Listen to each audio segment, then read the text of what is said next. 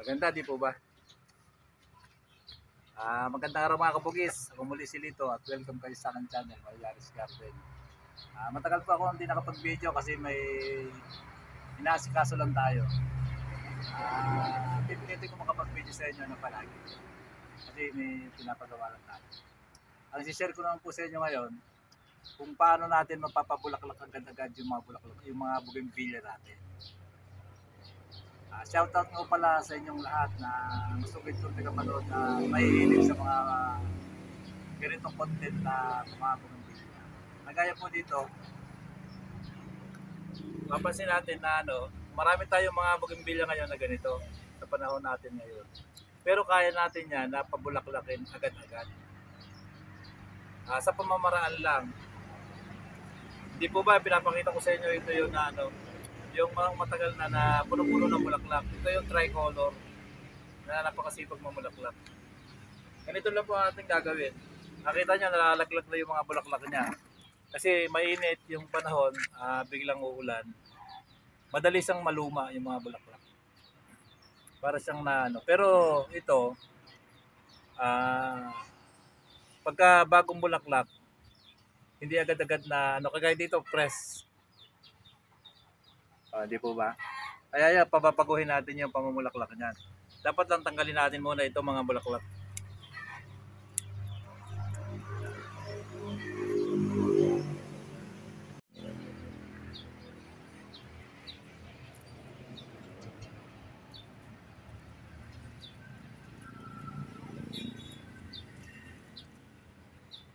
Madaling maluma ng bulaklak pagka ganito na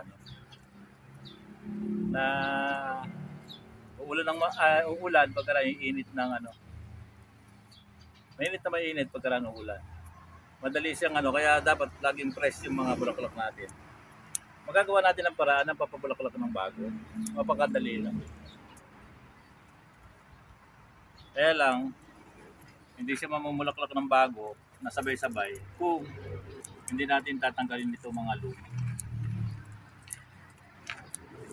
Kung hindi nag-uulan na yung talagang mainit lang, magandang panahon, hindi naman yung sobra-sobra sa init, yung katamtaman lang.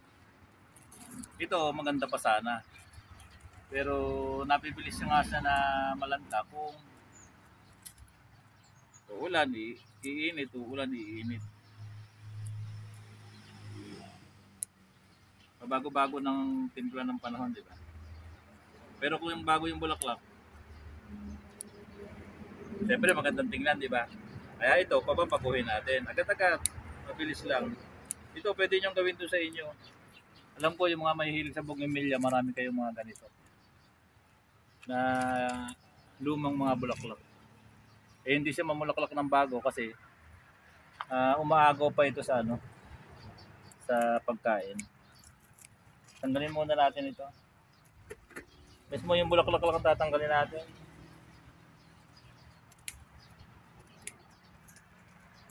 Bulaklak nga siya pero hindi na maganda, di ba? Papayuko na nakita niyo, papayuko na siya. Ganda sana yung yung press na press. Pero madali lang gawa ng paraan. Ganito lang, papakita ko sa inyo.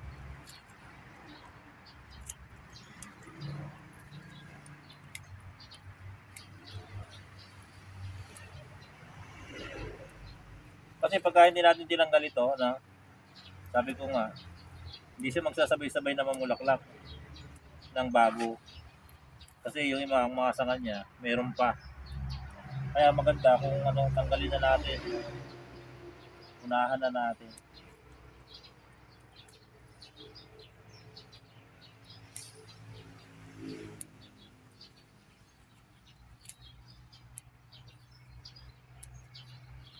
Ganyan lang naman ang pagtatanggal Kasi ito, trim na siya. Yung mahaba sa mga bulaklak nyo, pwede nyo isama yung mga sangang mahaba. Pero ito, trim na kasi. Wala na siyang sanga na mahaba, makita nyo. Pero kung may mahahaba dyan, pwede natin natanggalin na ganyan. Pero hindi naman Kasi yung mga bougainvillea, Pag lagi ninyo nagtitriman, magkakaganito. Halos wala na siyang mahahabang sanga. Mabubonsay ba? Yan na. Bilis ko magtanggal na. Manood muna kayo. Ganyan lang pagtatanggal. Maganda ko hinahawakan. Ayan. Para alam mo kung saan mo gugupitin.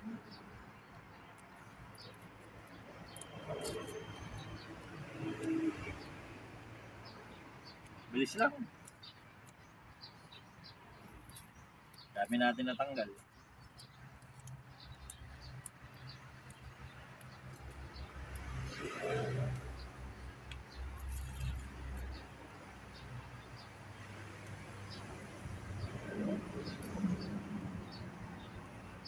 Hindi na, di ba?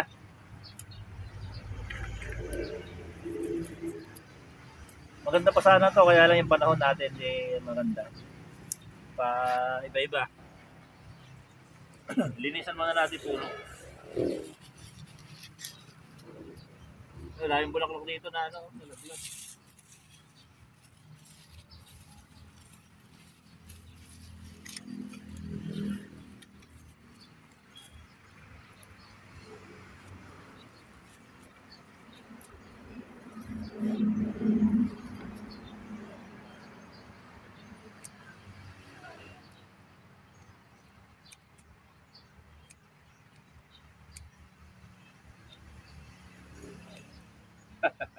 Inaapra ko lang. Ayan, tanggal na.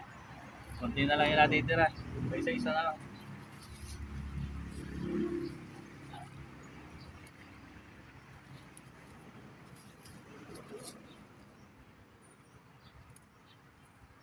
Ngayon, susunod, abunuhan po natin. Yung talagang napakalaki ng maitutulong nung abunuhan natin. Sumbok na po yan. Tanggalin ko lang ito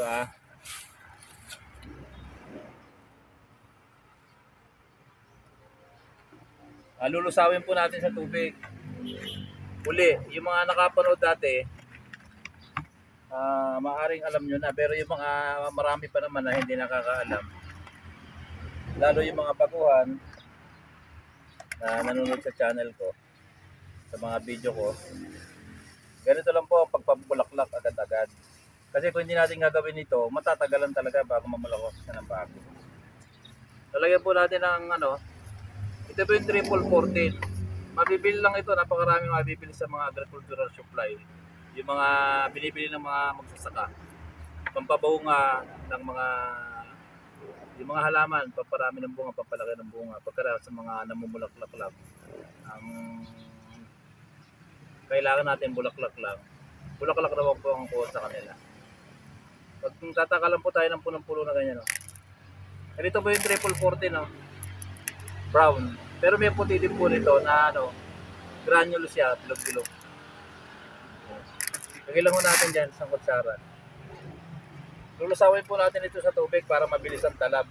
Kasi yung video ko po sa inyo, para mabilis natin na mapabulaklak agad-agad. Pero pwede rin po natin i-direct yan. Kaya lang medyo matagal bago malusaw. Kaya matatagalan siya.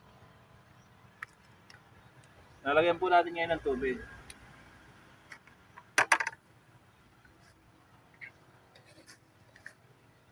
Ito, pwede nyo gawin. Kahit subukan ninyo, makakasure kayo mapapatunayan ko sa inyo na mamamulaklak. Lagyan lang po natin ng 4 na liter. Yung tabo na ganito. Sakali lang po natin ng 4. Kasi masama naman yung sobra. Yung kunyari, 3 lang ilalagay mo, 2. Sobra naman. Dapat 4. Pwede rin 5 kung maliliit yung mga bougainvillea nyo. Ito kasi malalaki na ito. Haluin lang po natin. Para malusaw agad.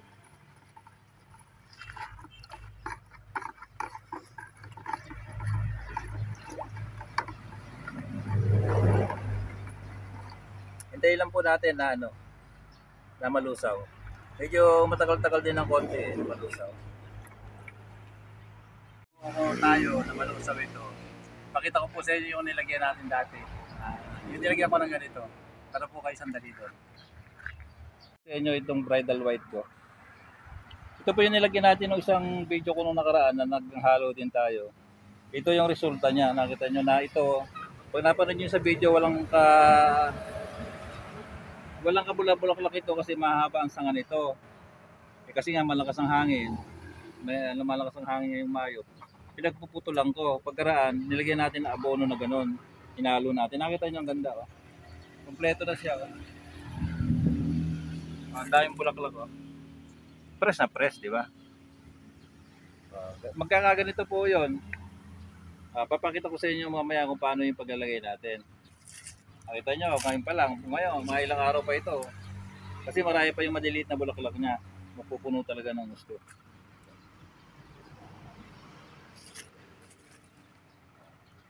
Ito po yung yung resulta nung nilagay natin noon, yung isang video ko dati na tinuro ko din sa inyo. Kasi sabi ko nga, sa panahon nato ngayon, marami ng mga bougainvillea tayo na papalaos na yung bulaklak. Para mapabulaklak natin agad-agad, ganun to po ang gagawin natin. Ito, medyo lusaw na po. Ito, napaka-bisa nito. Subok na subok ko na, napaka-bisa talaga.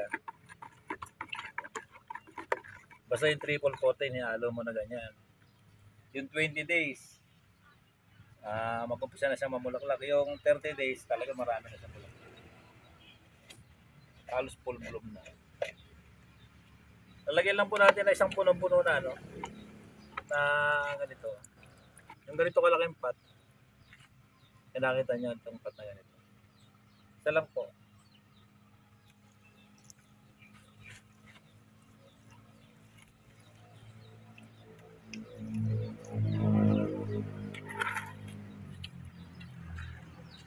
Kasi ito, malusog naman ito. Kaya lang yung bulaklak niya nalaglag. Pag nilusan nyo na ganito, kahit sa may puno nyo na malagyan, okay lang. Ano natin pwede nilagay ito.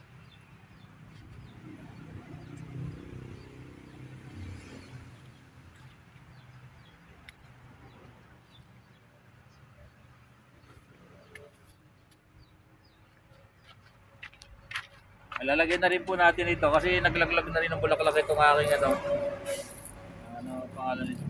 Pink pots. Pink pots natin. Nakita niya, pero nag-uumpisa na namang mabulaklak. Oh. Naglaglag na rin kasi ito. Lalagyan na rin natin isa.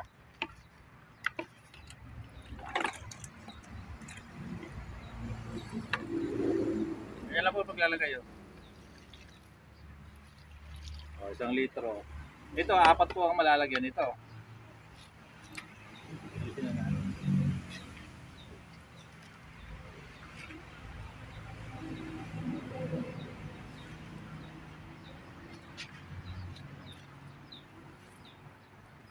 Ito po natira, ilalagay ko na lang po sa iba.